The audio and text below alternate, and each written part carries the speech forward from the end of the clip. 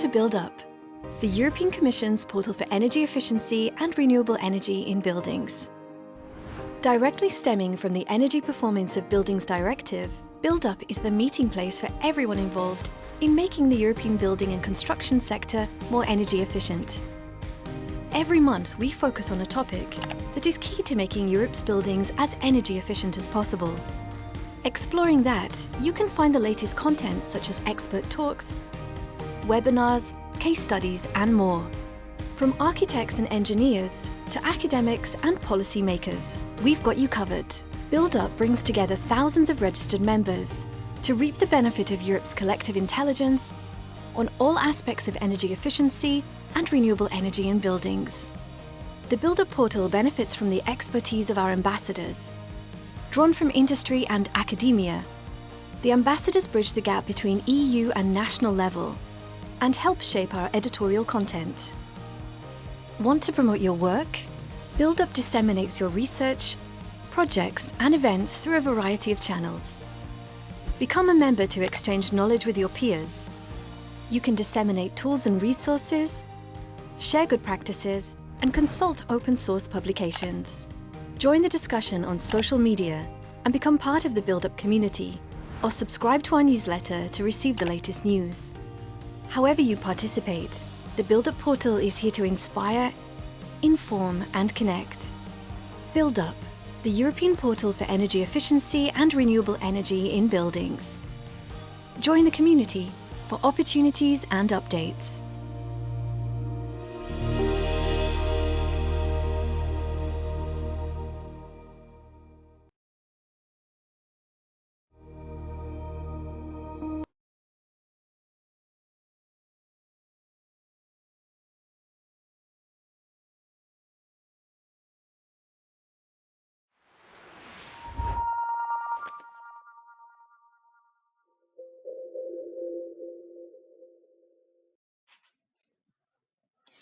Good afternoon and welcome to today's webinar. My name is Jordi Gonzalez and I'm a member of the Build Up team. It is a pleasure for us at Build Up to host today's webinar and workshop entitled Stakeholder Webinar Series, Deconstruction and Demolition Teams and Waste Management Industry. This is the sixth and last webinar of this series that us at Build Up have co-organized with the Cost Action Project. But before we begin, we invite and encourage you, the audience, to send us your questions or comments to the speakers throughout the session. To do so, please use the GoToWebinar chat or question function that you will have at the right side of your screen. These questions or comments will be addressed throughout this session. Let's check the agenda for today. As you can see, the agenda for today's webinar with the Cost Action Project is composed of 3 sessions presented by Jan Pesta, Leva Konate, and Jonas Breidenbach. As you see, we will have some time for Q&A from the public. As I said, you feel free to send your questions or comments, and we will moderate it throughout the session. And now, without further hesitation, we will move directly to our first session. Jan Pesta, the floor is yours. Welcome.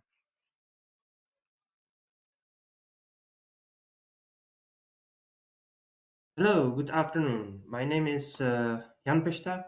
I'm from Czech Technical University and University Center for Energy Efficient Building in Prague. And today I would like to speak about pre-demolition audit and how we can use pre-demolition audit to enable use of materials which are stored in our buildings, and why we should care about our construction industry and our building industry, because this industry consumed more than 50% of excavated materials in European Union, also consumed more than 50% of energy, and building industries such is related to consumption of 30% of water.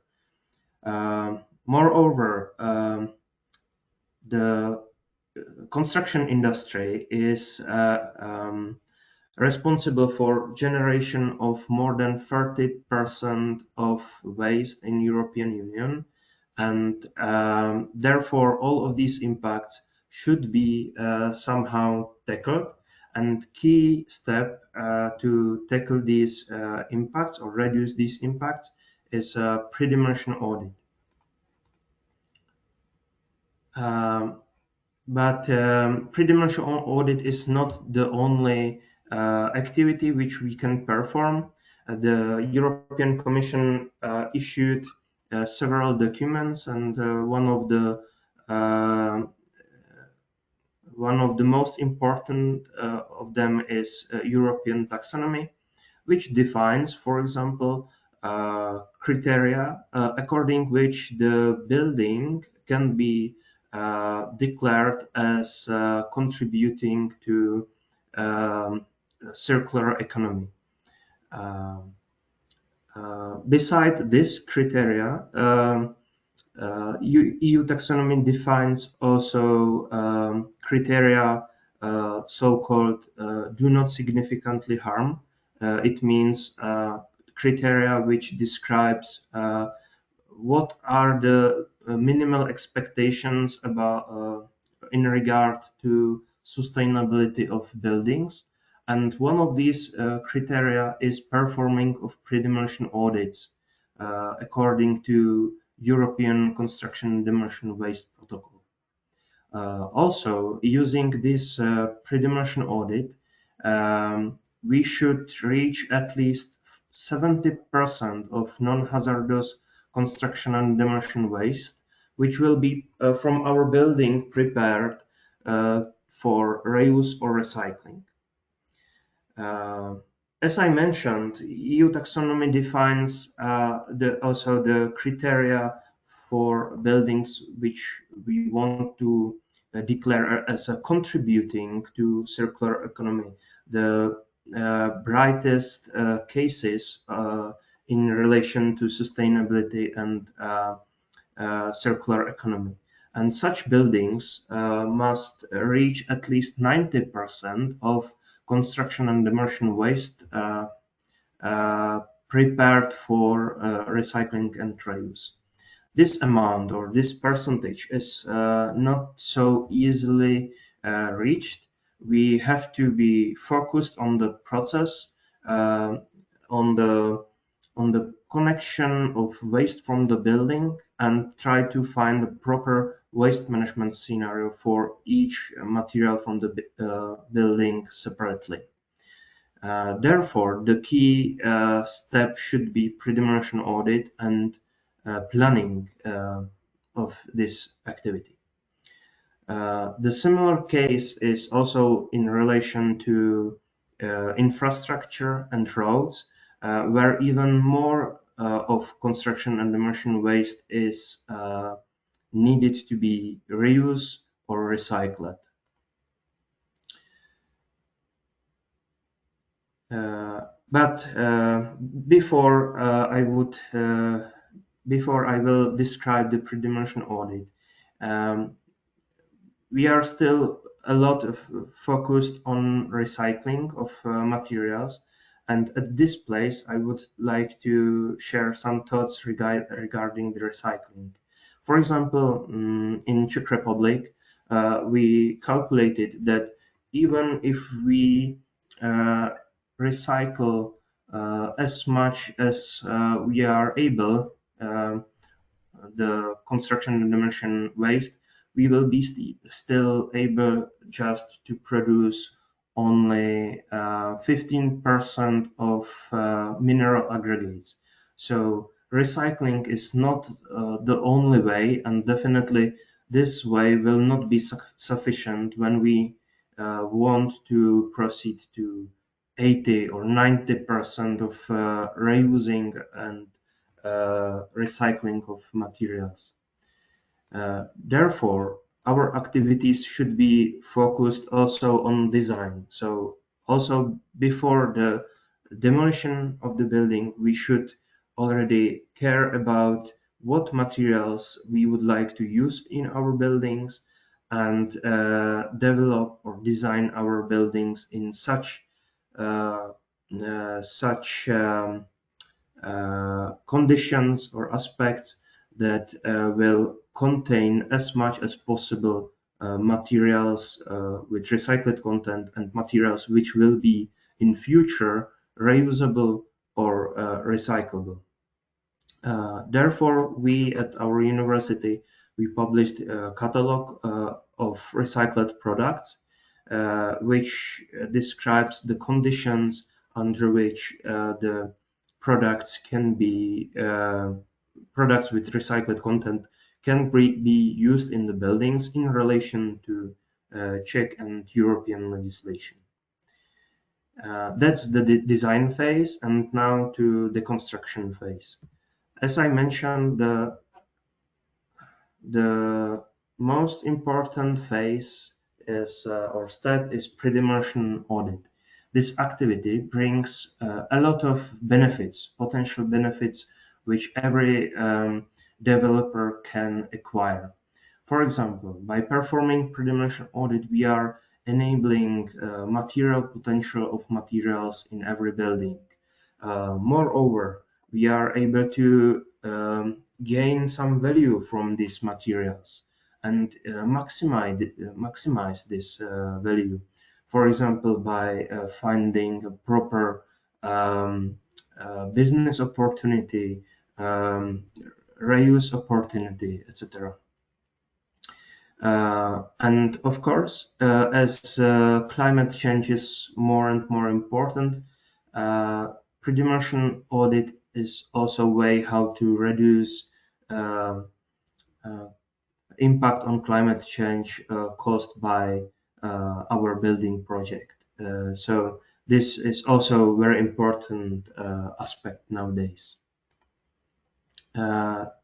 Where we can find more information about pre-demolition audits, the key document is this European Construction and Demolition Waste Management Protocol.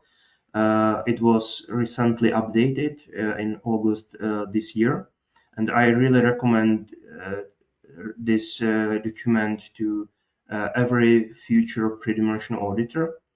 But there are several other documents around the Europe, and not every country has each own document or standard. So, for example, I would also recommend the Austrian demolition standard, which is quite specific in relation to the volume of buildings which should be audited very in detail, etc. What is covered by this activity which is called pre-demolition audit?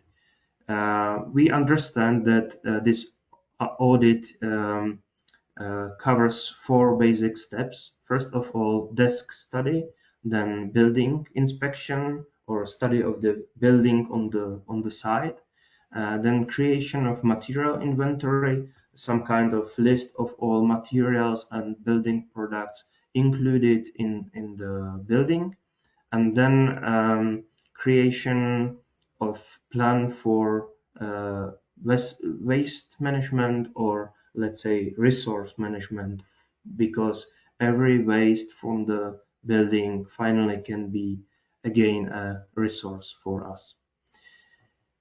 This planning phase is very important, but still we need to be also focused on a proper deconstruction, because without selective deconstruction and sorting of materials directly on the site, it's very hard to keep the requirements for each materials and reach the proper quality of these materials.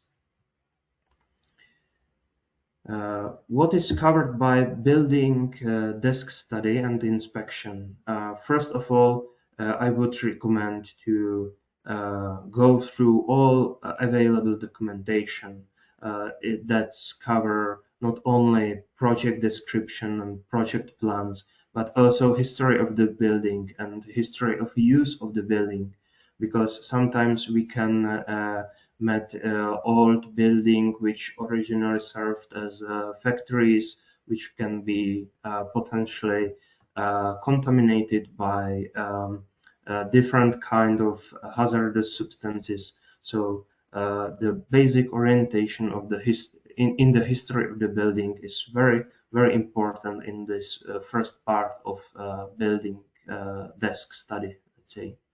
And also the second step is inspection of the building. So we need to go to the building and check construction and materials directly on the site, because sometimes the real state, uh, the real materials on the site are not in compliance with the plan of the building and available information. So you need to consider which materials are really in the building, and also try to identify if there are any risks, not only in relation to hazardous materials or hazardous compounds, but also risks related to the construction in terms of safety of the work, or risks related um, to aspects which would affect the efficiency of recycling process.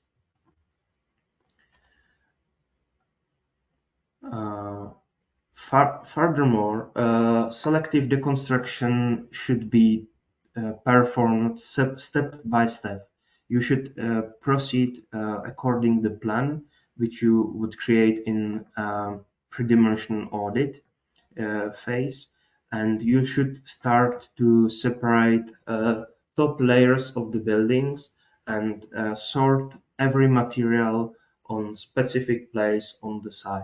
Of course, this could be very hard to reach, very hard to uh, tackle all logistic challenges on the site, and therefore it's good to be prepared to distribute these materials in time when you acquire them from the building. So in time of planning, you should already be prepared and try to find where each material can be transported to, or which final user can use your material. In this step of finding a proper waste management scenario, we would like to recommend you to proceed in compliance with waste management hierarchy, or also known as a waste management cascade.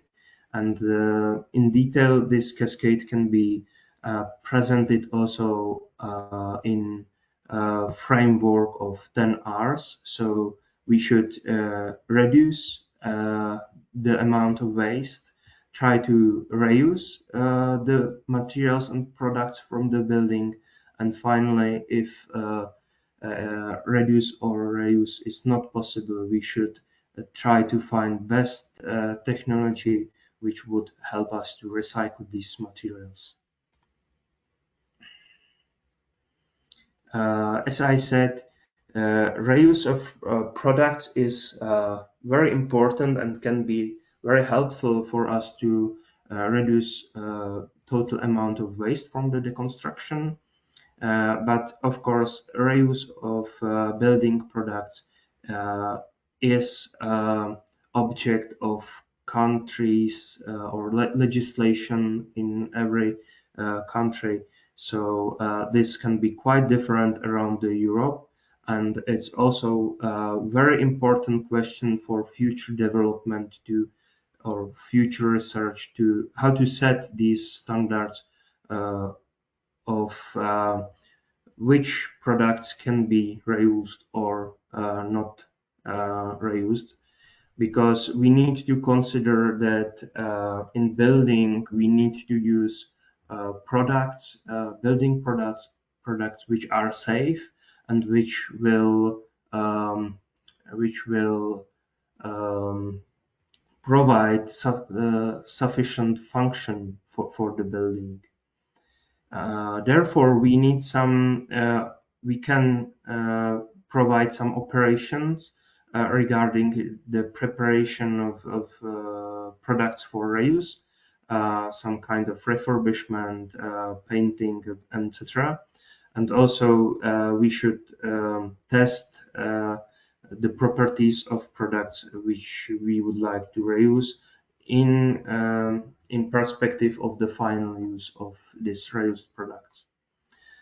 And the very important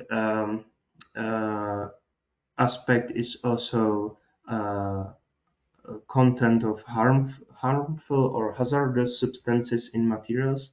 We should have in mind that circularity is important, but more important is our health and safety of our buildings. So we should declare that by our activity, hazardous substances are not circulated in our industry or our technosphere.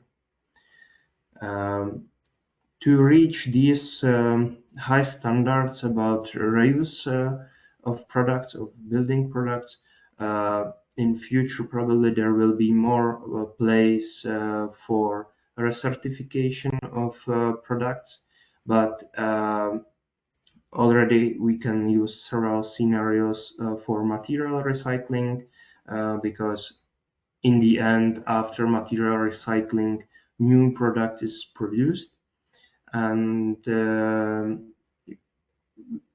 we can have still on mind that recycling can be the best scenario, but on the other hand, there are several technologies for recycling. In terms of, for example, concrete, we can find different final use of recycled concrete, not only for concrete, but also for backfilling, or other types of final utilization. And we should prefer the variant of or scenario of recycling which will provide us the highest environmental benefits. Finally, several materials can be also recycled or recovered in terms of energy. So materials such as wood can be energy recovered, but as other speakers today will present, energy recovery is not the best scenario for every case. So we should have on mind also this aspect and consider different scenarios for different sites on which we are performing pre-dimension audits. Finally, pre-dimension audit should cover at least these seven information about each material flow from the building. It should cover not only the waste category of the material, which we are declaring in material inventory, but it should also describe the origin of the material and the construction, and of course, final amount of this material. As I try to explain, it's also important to suggest several waste management or resource management scenarios and consider the proper one in having on mind that there are different impacts in relation to environment, but there are also aspects in relation to the economy, and circular economy is in the first perspective opportunity to retain a value of products. So we should be focused also on economical perspective of the selective deconstruction. That's all from my perspective on pre-dimension audit. And now I would like to give the floor to other speaker, to Leva.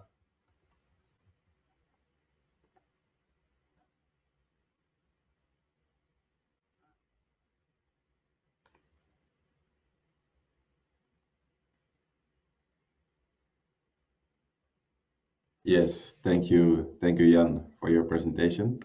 I'd like to move ahead with presenting to you Pretty Plastic. So my name is Leva Konate. I am the account executive at Pretty Plastic. We basically make roof and cladding tiles out of recycled plastic, PVC to be more precise.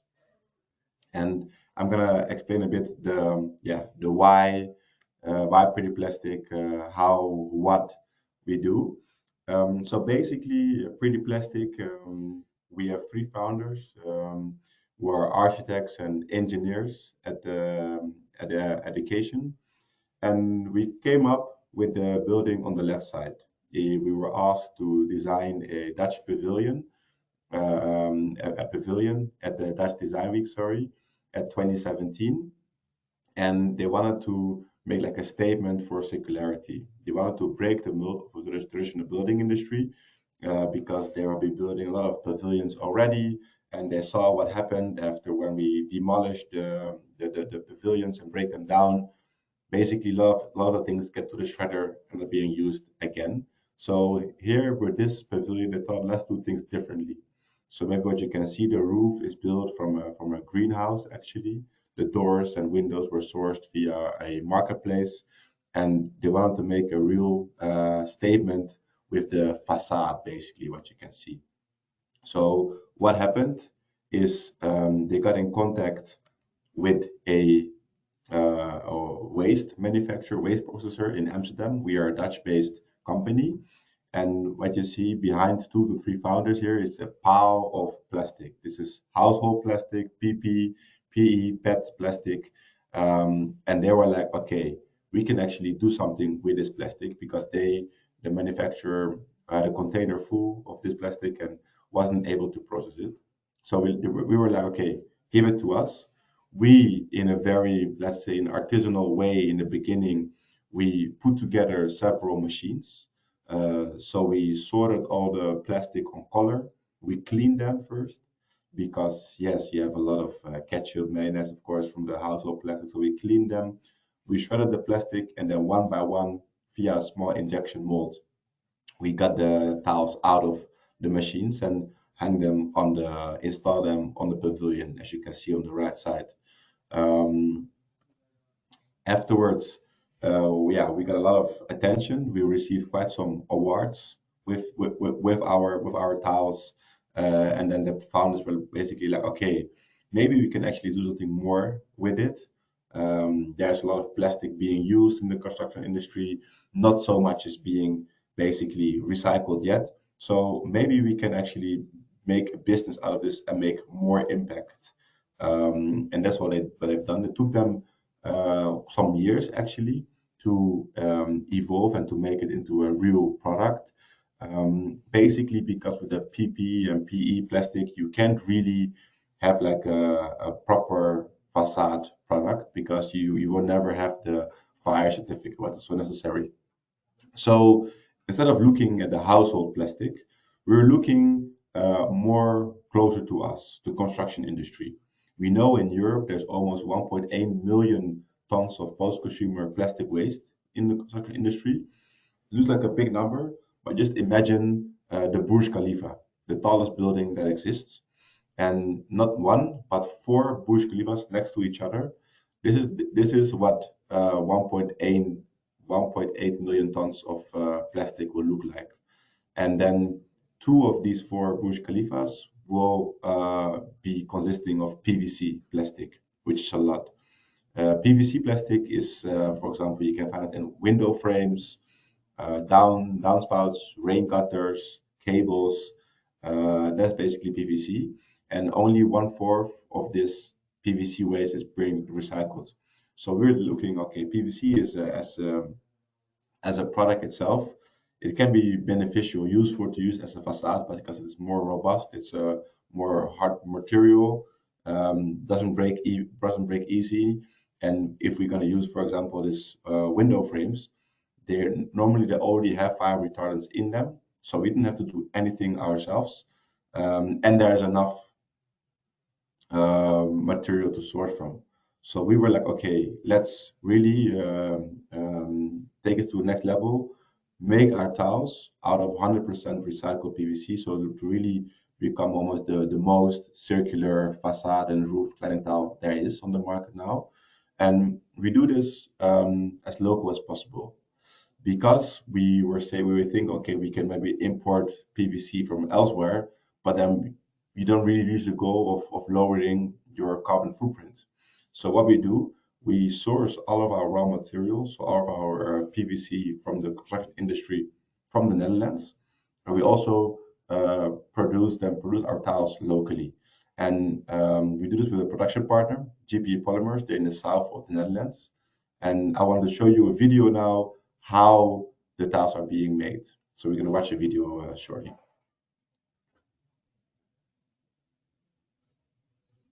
Let's see if the video works.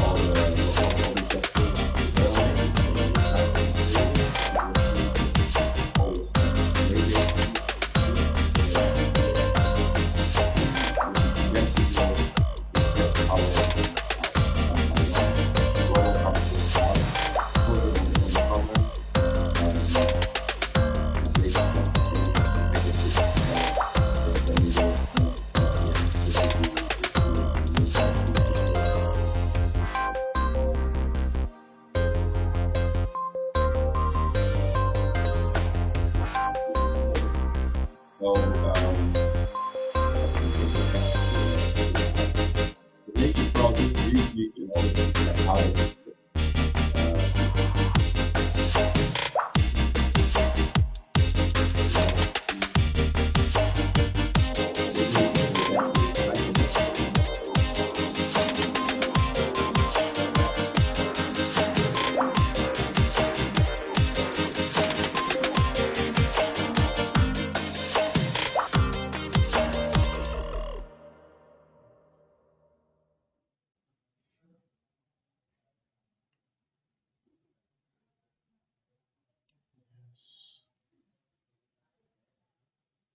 let's see. Yes, perfect. So yeah, so that's to give you an idea how the products are being produced basically. And from here, we have our first product. It's also called the first one. So now I would like to dive in a bit more about the product itself.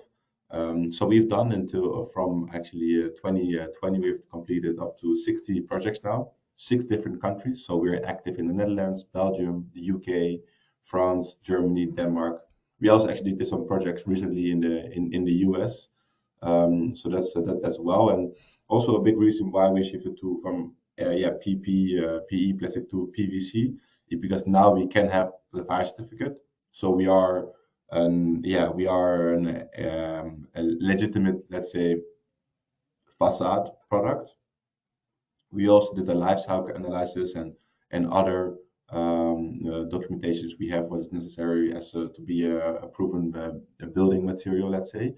And what we like about our products is that, of course, as you see already, you saw in the video already, is that our base color is gray. Because if you mix the window frames with the downspouts and everything, it will turn out to be gray. The only thing we add to our product is a pigment. So we have 4 colors, and each color has 3 shades. So you see from right to left, you see gray, ochre, terracotta, and green. And from bottom to the top, light, medium, and dark. So the more pigment we add, the darker the tile gets. And on top of that is that you see that every tile is a bit different. Every tile is unique. That is because we work with recycled granulate, and with an injection mold, where you inject the plastic paste, let's say, it will find its way to the bottom. And because every time it flows a bit differently, this flow is visible on the tile itself, and it makes it gives it its own character. But also for us, it makes the sustainability side more visible. On the other side, what makes it more circular is also that it's demountable. So our tile is made of 100% recycled PVC, but then it's also 100% recyclable again. So what I mean with that is that basically you install the tiles, you do it with like screws. You nail those, you nail them into a wooden back structure, subframe basically, and at the end, when, for example, a building is getting demolished again or broken down, it's very easy to demount the tiles again, so we can use it. We can use the tiles again. We can do it up to 8 times. So either you will use the tiles one-on-one, or we will get the tiles back and we will shred them again, and eventually we can make a new tile out of these granulate pieces again. You can do it up to 8 times. And then, just to show you some examples, this, for example, has been completed only like 2 months ago. It's a big swimming pool in the Netherlands, and I would like to here as well show you an installation a video of how the tiles are being installed, basically. So please let's have a look at the installation video here.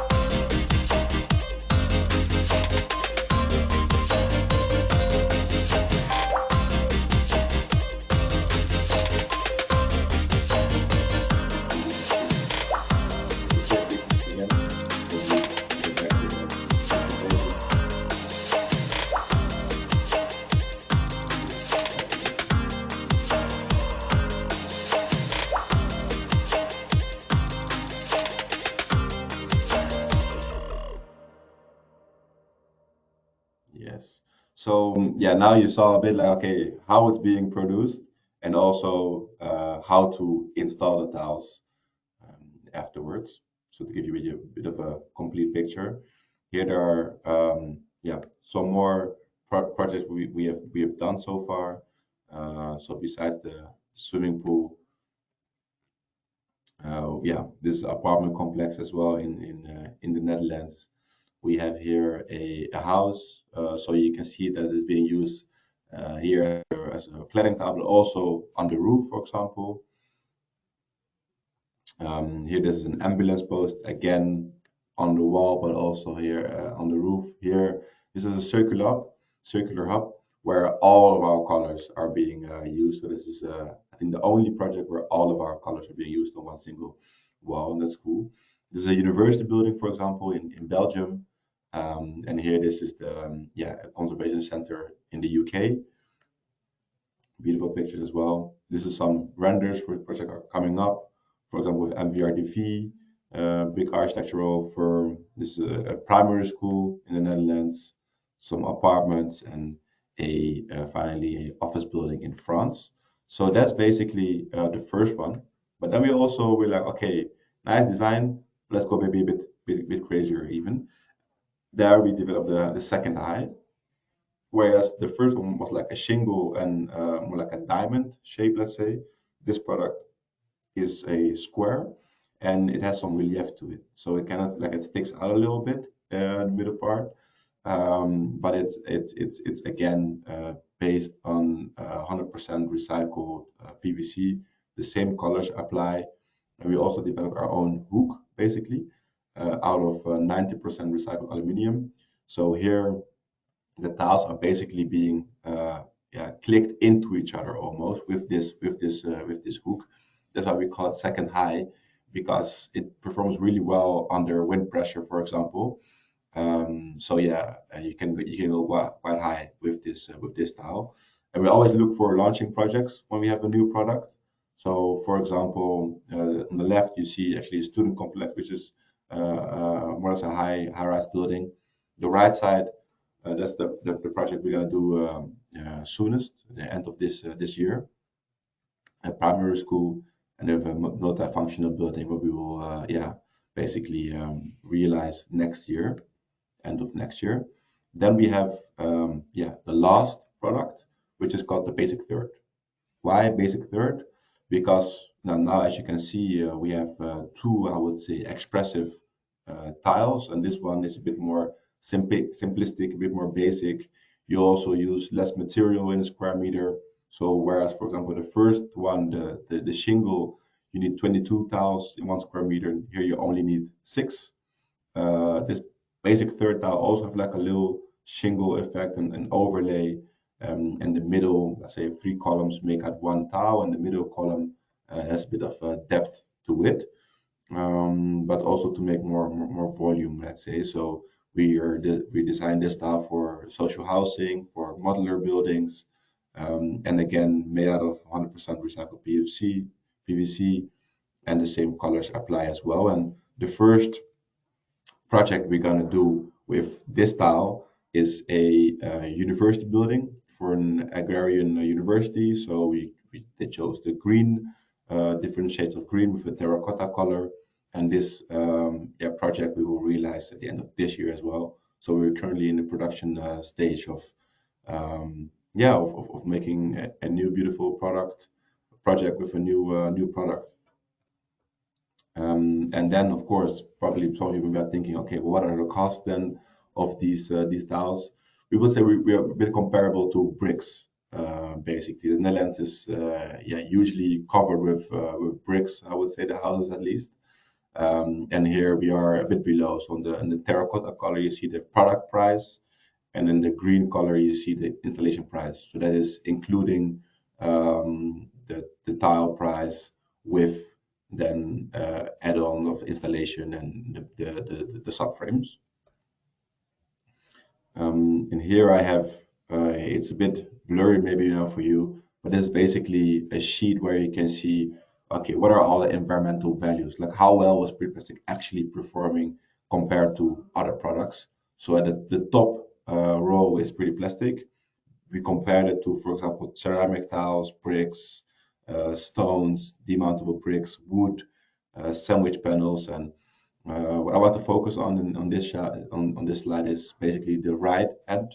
So where you see MCI, which stands for Material Circularity Index, the PCI, the Product Circularity Index, and recycled mass. So you will see that on average we are like 90 or higher, which means that compared to the other products, there's no other product which comes close to the circularity rates that we have On one side because it's made out of recycled material, or on the other side because you can recycle it again and reuse it.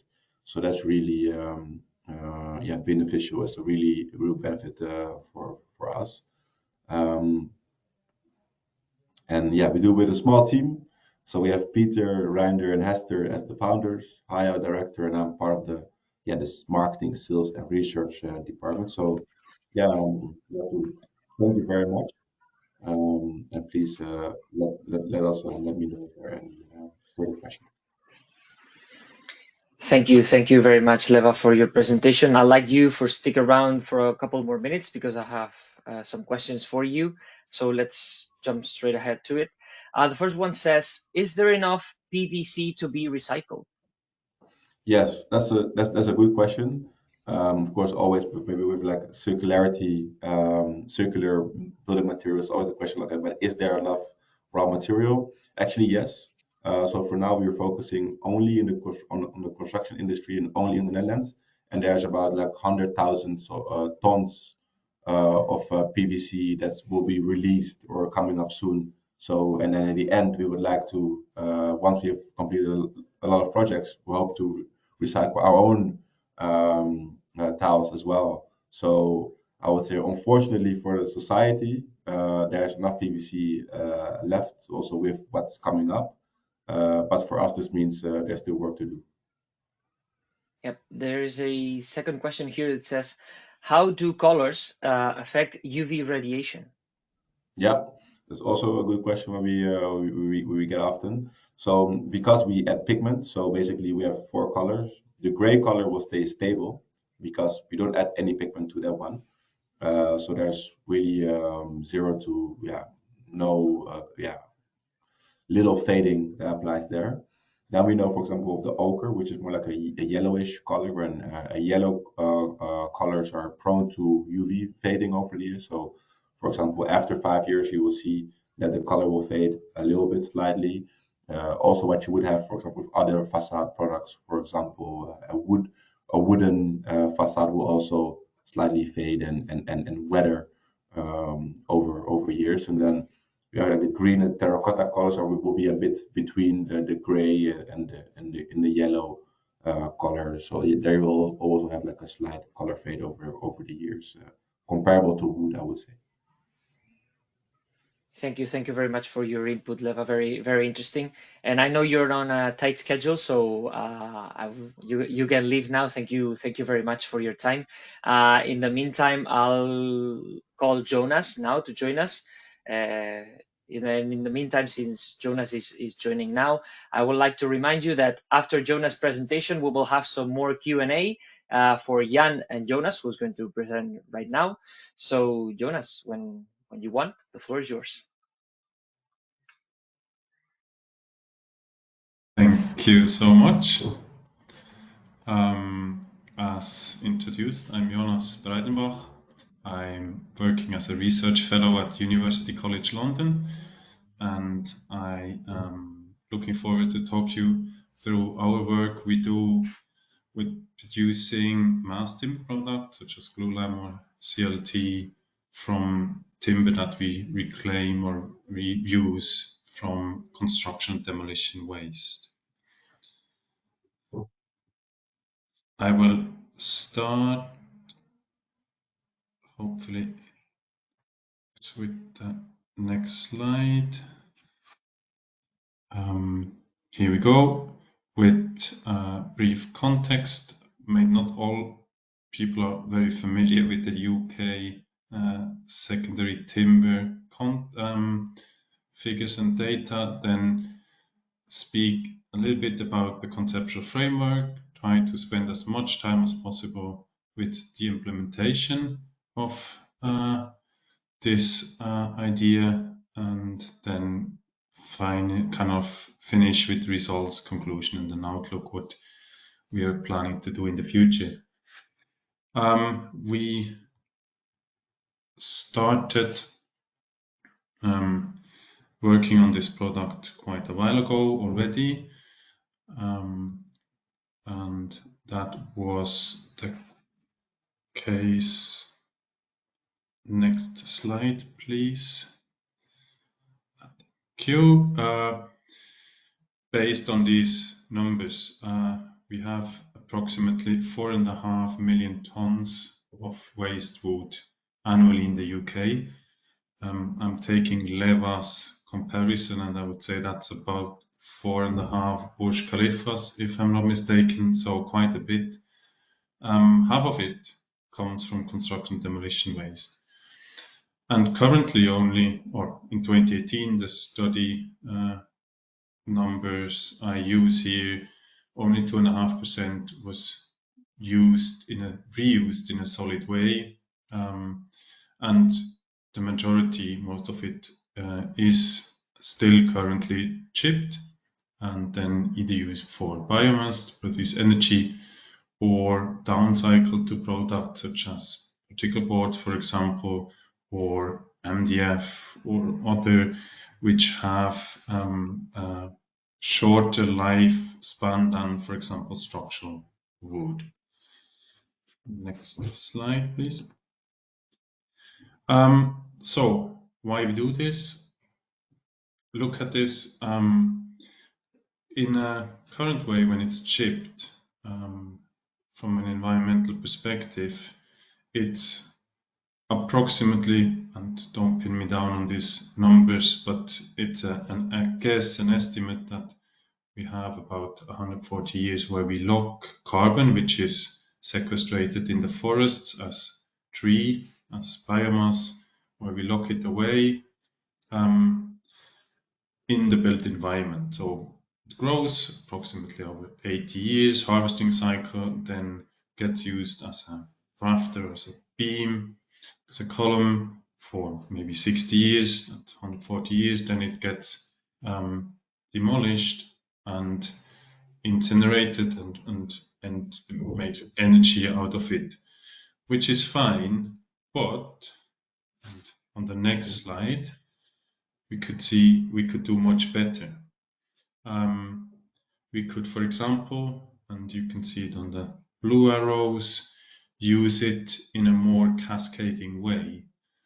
Let's make an example here. We could, when it comes out of the forest, use it as a structural beam, then maybe downcycle it to a particle board, then in the next step use it as on a fiber-based product, such as wood insulation, even reuse it on a chemical components level, and then at the end reuse it as an energy to produce energy. Or we could even do more, and that's the green arrows, reuse it once it comes out of construction and demolition waste, try to keep it as solid as possible, not machine it if possible, and we can achieve up to almost 300 years keeping the carbon locked away in them from going back to the atmosphere at the end. So that's a remarkable achievement. On the next slide, we would now look at it in a slightly more conceptual framework way. Initially, the previous slide, we've understood we have a very linear approach. Top right, you see it comes out of the built environment, gets demolished, and then goes to skip. That's the standard way currently. Now, we could also introduce a more circular way of using timber.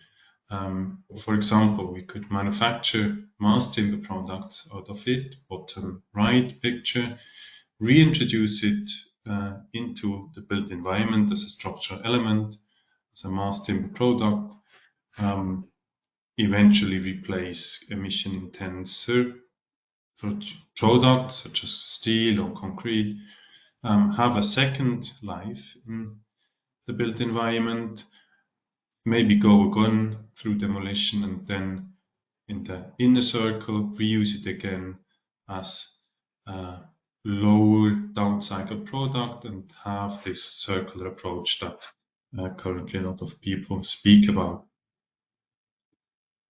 On the next slide, you would now see how we implement it at UCL. And as I said initially, we started quite a long time ago. I mean, what is a long time? But approximately 10 years ago, when there was a first prototype exhibited somewhere in central London on the picture on the left, in a kind of smallish way as a tabletop, just to kind of as a proof of concept, let's say, that it works. Then subsequently there were some peer-reviewed papers published on the conceptual approach of reusing timber from construction demolition waste for secondary timber. And just recently, a paper has been published on the structural characteristics of mass timber products, in this case CLT, from reclaimed wood. And a bit good for us, let's say, the performance was really good compared to CLT manufactured from primary timber. So that's a good start.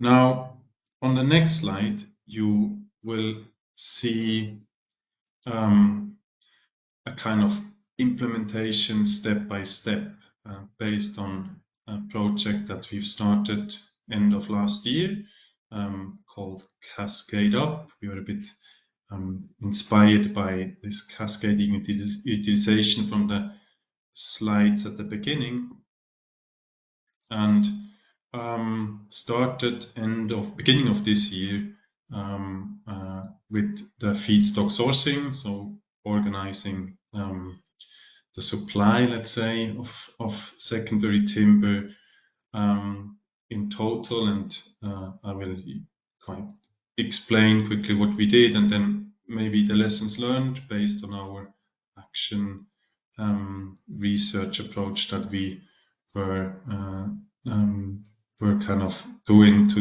do this project, action-based research. So we had secondary timber from five batches, as you can see on the picture, some of them quite chunky ones, some smaller pieces from other sources, all softwood. And one kind of challenge we had in a, let's say, fast-paced environment like central London construction sites was that because we had only a limited availability of space to store material, we had to operate on a very just-in-time manner.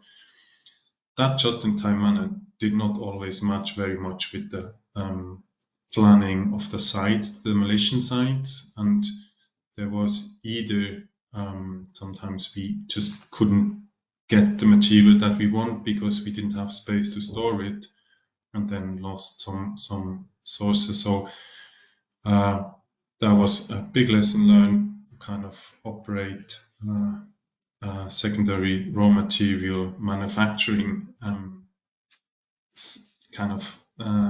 manufacturing steps.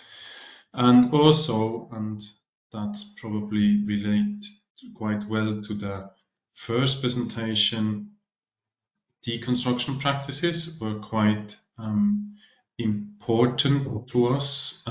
It becomes very obvious on the next picture. We see in the next step we had to remove all metals because metals go very bad with saw blades. So we had to remove contamination up front before we could machine it. And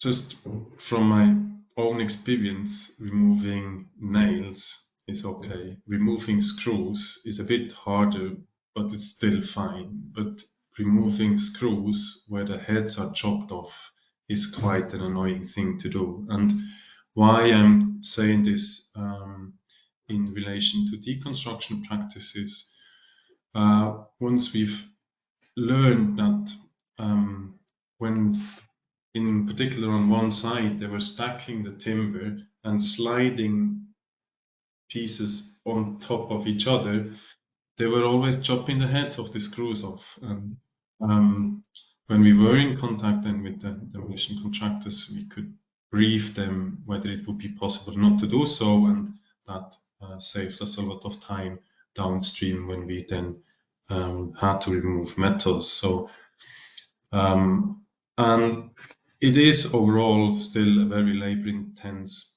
process step. So there is definitely potential to improve in general, and that's very much what was mentioned in the pre-demolition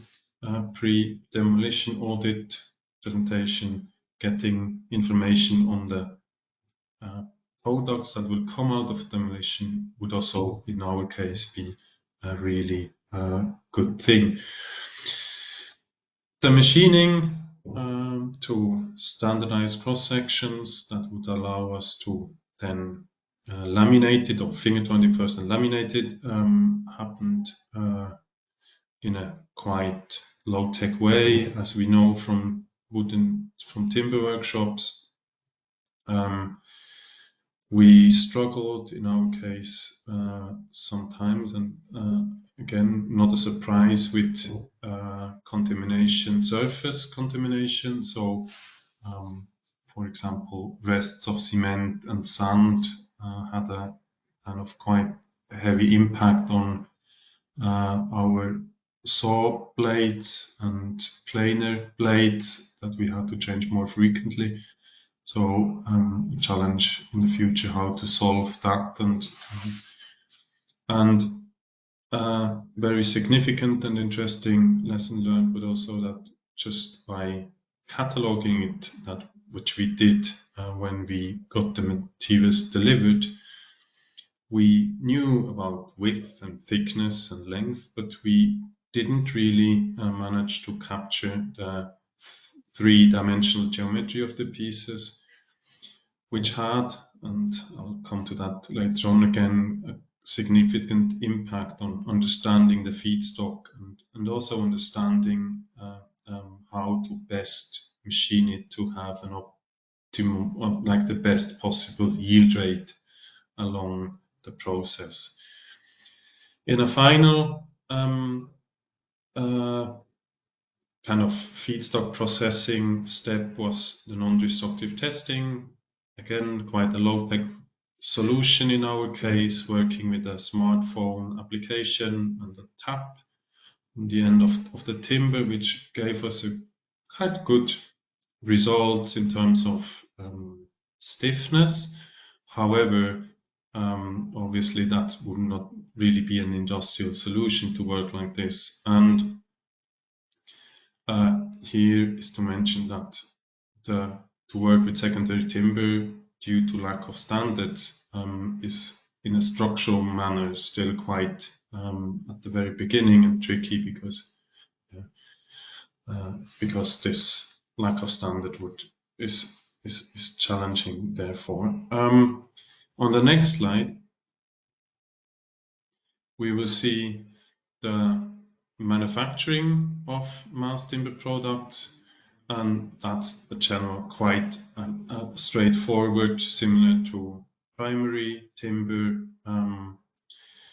It's maybe a bit different because the finger jointing, for example, requires to kind of narrow it down to at least the least possible categories of cross sections to reduce complexity. But at the same time, that would also have a negative impact on yield rates, because the lesser cross-section sizes, cross-sections we have, the more we have to machine pieces down, which has a quite significant impact, as we will see later, on the yield rate. The laminating process itself, again, quite standardized with the vacuum bag and with standard PR adhesive. Maybe to mention here the difference in kind of a conservative construction world, we design a building, we materialize the different components, and then we choose which product from a catalog we're going to use. Whereas we had to operate more on a basis of means-oriented design, where we were looking at what feedstock we got from the demolition sites, and then had to design, for example, lamella thickness based on the materials we got, and then cross-check with the structural engineer whether this fits together or kind of matches with the requirements that we got from their side. The products we can see on the two pictures on the right, cross-laminated secondary timber, we call it CLST, and glue-laminated secondary timber, glue-LST. On the next slide, we will see mainly a standardized assembly or design assembly use and reuse process applied in our case by using reversible connections in design stage, for example, screws that can easily be removed and leave fasteners accessible, and some other measures we've taken to guarantee an easy disassembly. The assembly itself of the structure, again, quite standardized, prefabricated elements put together. We try to kind of not mix primary and secondary structure, so to separate it also with the idea of a circular reuse at the end of life. Then it went into real world. We had great time at the UCL Festival of Engineering earlier this year, where we showcased it in central London, 2 occasions. And then in September, we were at the London Design Festival, where we used the structure that you can see in the back of the third picture from the left as a stage for multiple panel discussions, but also as a tool basically to initiate a dialogue on reusing materials, and in our case timber. And it's now at the moment in a kind of winter residence, waiting for a next reuse, or could be disassembled, could be upgraded to something. So there's quite a few options that we are discussing at the moment. In conclusion, on the next slide, you will see that the volumetric yield rates were not surprisingly, but for us, we were still a bit surprised that it was that low, because we really tried to kind of work as efficient as possible, with only a third ending in the structure of what we have collected initially, the top diagram. And then, however, the linear recovery was quite good, linear meters, and we would in a future projects definitely work with probably linear approaches, linear figures to predict the kind of needed required raw material. We think it's pretty decent circular products. It's almost zero primary resource consuming, can be used as a carbon sink for the built environment, as timber in general, and substitute emission intense materials. It is at the moment still quite labor intensive to manufacture, so there's a lot of potential to improve, and the lack of standard is a challenge we face in our situation. However, there is a good kind of development happening on this level a standard that I think is being published very soon, that can give us kind of guidelines. Then finally, on the last slide, we have still open tasks and upcoming challenges that we want to work on.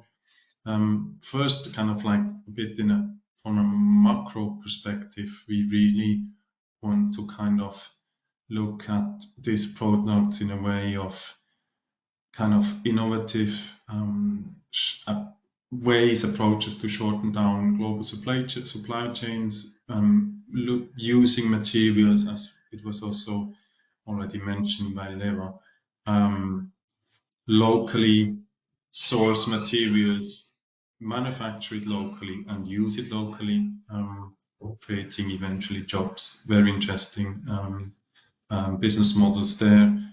And we would have to understand in the future more on, even better on how material recovery is going to happen from construction demolition waste. In our case, timber, there's lots of things to do. We need have already started a project where we work on speeding up the process of cataloging to have data sets on the material we're going to work with, that we can do this in a digital machine learning and robotics supported way.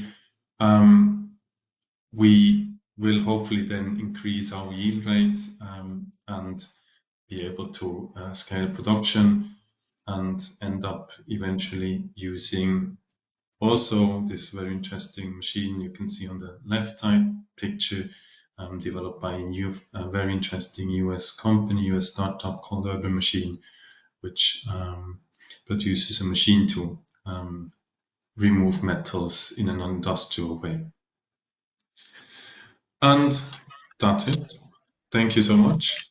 And I hope you have some time for questions. Indeed, Jonas, we do have some time for questions. Thank you very much for your presentation. I'll ask Jan to join us as well, and we can have a couple of questions from our audience while, oh, Jan is here, okay. So Jan, I have a question for you actually. It says, what is the threshold of recoverability ratio at which you decide to go for selective deconstruction or not at the pre-demolition audit?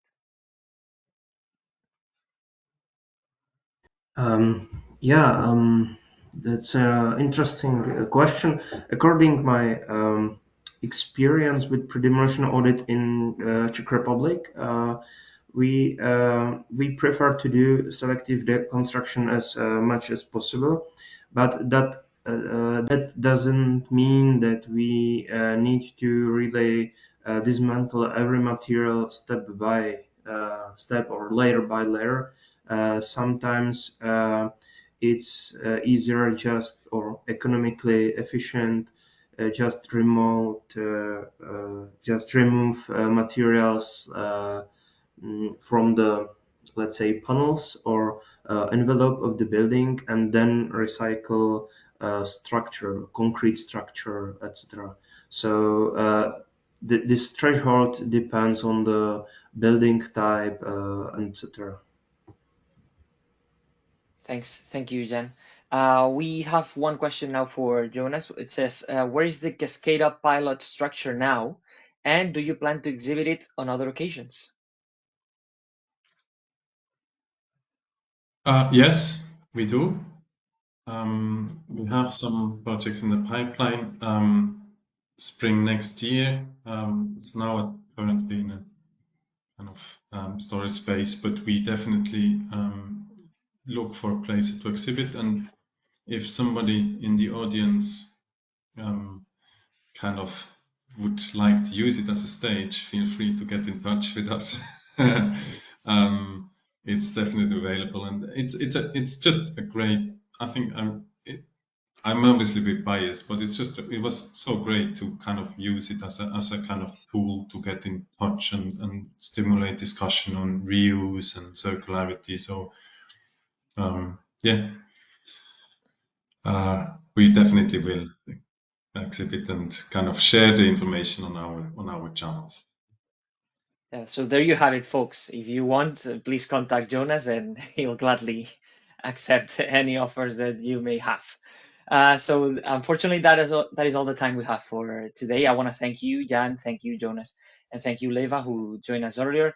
And I want to thank you, the audience, as well for attending today's webinars. We just want to remind you that you will find in the coming days the recording of this session, both on the Build Up portal and also on our YouTube channel. We do have an upcoming webinar in early December, so we invite you to check our channels to see that and register for future webinars. And also be sure to register to the whole Build Up portal as well. There you will be able to share and disseminate your own content. And also please follow us on social media for updates. So we wish you a very pleasant end to your afternoon. Thank you very much and goodbye. Thank you. Bye-bye. Thank you. Bye.